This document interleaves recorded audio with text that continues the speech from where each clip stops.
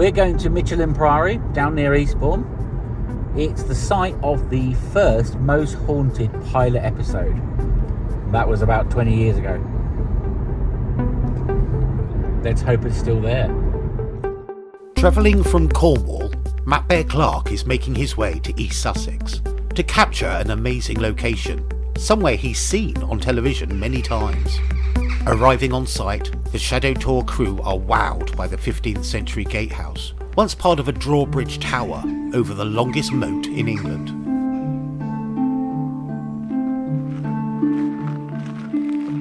Here I am at Michelham Priory.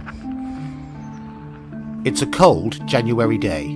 Daylight hours are precious, so it was a perfect opportunity to take a look around and assess the job in hand. And what a place! The Priory was founded in 1229 by Augustinian monks of the Holy Trinity, specifically Gilbert de Aquila, a wealthy man by no mistake. His fortune changed in 1235 when his lands and fortune were forfeit after a trip to Normandy.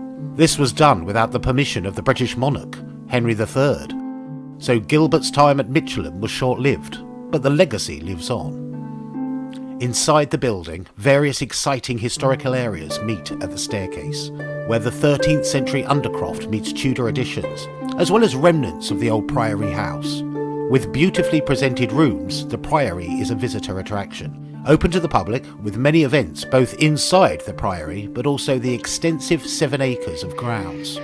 In 1537, Henry VIII grants Thomas Cromwell possession of the Priory, its wealth and its lands. The church and outlying buildings were then destroyed in 1599. Some of the ancient masonry was repurposed when rooms were added, and the Priory increased its profile both upwards and outwards. For the Priory was about to become a home. Various generations come and go, with time marching on. A great fire destroyed much of the 16th century wing in the winter of 1927, only for the Priory to be saved once again, when firefighters broke through the ice on the moat and doused the flames. Then, the 1940s. War comes to Michelham, or more specifically young evacuees, fleeing the bombing and horrors of the Blitz. Life in the country, with kindly guardians and a few comforts from home. It is easy to imagine life here at the Priory, with the upper rooms presented as time capsules of that bygone era. It is harder to imagine the thoughts and emotions of those who stayed here, hopeful of telegrams and news from home. Canadian officers and troops took up residency as the war rumbled on. The Priory served throughout the war, also the home and base for the Auxiliary Territorial Service. If the old walls of the Priory could talk. In the dawn of a new era, the Priory was purchased by Mrs. R.H. Hotblack in 1958 to preserve the old buildings, and promptly gave the place to the Sussex Archaeology Society, the current custodians and guardians of the ancient site. Starting his night shoot, Bear positions the 360 cameras at key nodes around the main entrance. A noisy owl has come to watch his progress, or perhaps dazzled by the bright light rig employed to illuminate the exterior. It is quite eerie to stand outside on a chilly January evening with only the local birdlife for company. But of the ghosts, there is no sign, thankfully. Shadow Tour are here on a job, and time is ticking on. The aim is to capture the entire Priory, with 36 digital cameras built into a curious-looking ball. The technology captures a full 360 view, stitching each shot into a ball, or node, as we call them. This means people will be able to explore the location, with full high-resolution views wherever they stand. It's a great way to poke around a location, find hidden things, and wander the old halls, virtually. Transferring the all-important data, Bear wonders if he's encountered a time slip, a bit of time travel back to the 1940s. An era of war and food rationing. Dr. Carrot, butter, beef, and a banana on offer. But Bear has time smuggled a popular snack from the 21st century. Let's hope the time police don't catch him. Supper in the 1940s. Those Pringles don't look correct. They are historically accurate, and they are known to keep away the spirits. Oh, Mr. Pringle. Once you Thank pop, you. you can't stop. There you go. For the second time in this war, and to another 120,000 of them, comes the great adventure. So it's goodbye to the cities and danger areas, labelled and loaded and not forgetting their gas masks. the children head for the special trains. And they're not worrying. Once the wireless has warmed up, I'm going to listen to the World Service. Oh, excellent. Well done. I'm sure the war will be over soon. Keep calm and carry on. Put that light out.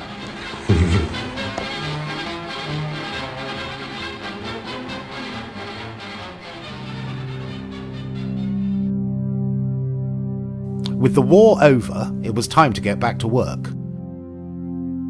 The Priory takes on an atmosphere after dark.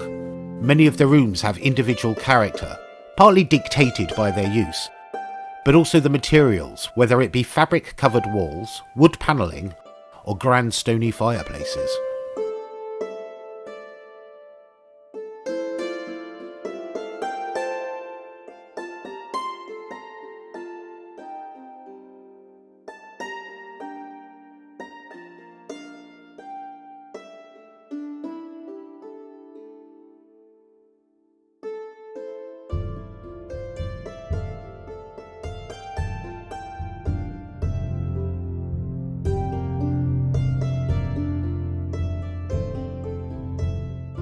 Silence falls throughout the rooms of the Priory, as Shadow Tour go about the last of their business. Oh, there you are. It's quite dark. Yeah, it does go really dark.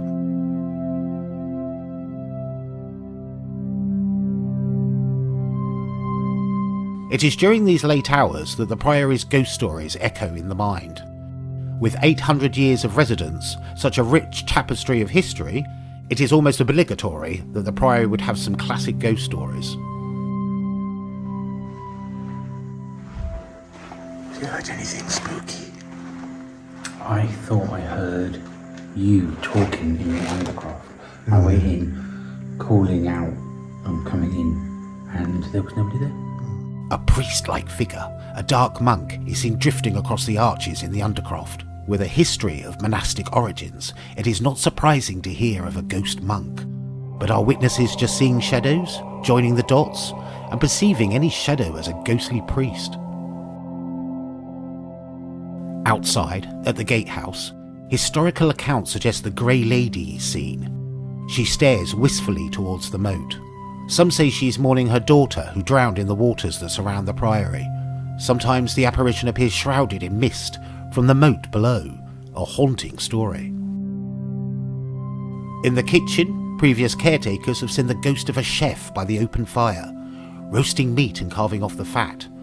This could sound quite sinister, but the witness described him as a jolly fellow, quite proud of his work. Is this an example of stone tape theory? The belief is that stone can absorb the actions of others, especially repetitive tasks such as cooking, which then play out like a recording. A stone tape recording, and there's plenty of old stone at Michelham. Elsewhere in the Priory, furniture seemingly moves on its own accord, witnessed by previous caretakers, including a bureau which spun in such an unusual way it left a figure of 8 marked on the floor. Doors open and close, heard by staff, when no one else is in the building. Just the wind, or a strong draft? Perhaps. More unusually, the ghost of a small dog chases people from the gatehouse. It is heard rather than seen, yapping at the heels, guarding its old territory. Witnessing the ghost of a pet or animal is the most widely reported paranormal phenomena, the world over. Many animals, including horses, dogs, cats, have been present at Michelham at one time or another. Perhaps they linger. The most reported sighting is that of Rosie, a young girl seen on the staircase, sometimes stopping guests, but more often than not just glimpsed out of the corner of the eye. Some say she is Rosie, often seen in rags, and thought to be hiding from a pursuer, or hides in a priest hole hidden in the wood panelling. Further speculation suggests she is hiding from her previous owner. The poet Thomas Sackville has been mentioned. He purchased the Priory in 1601. But of course, this is all pure speculation.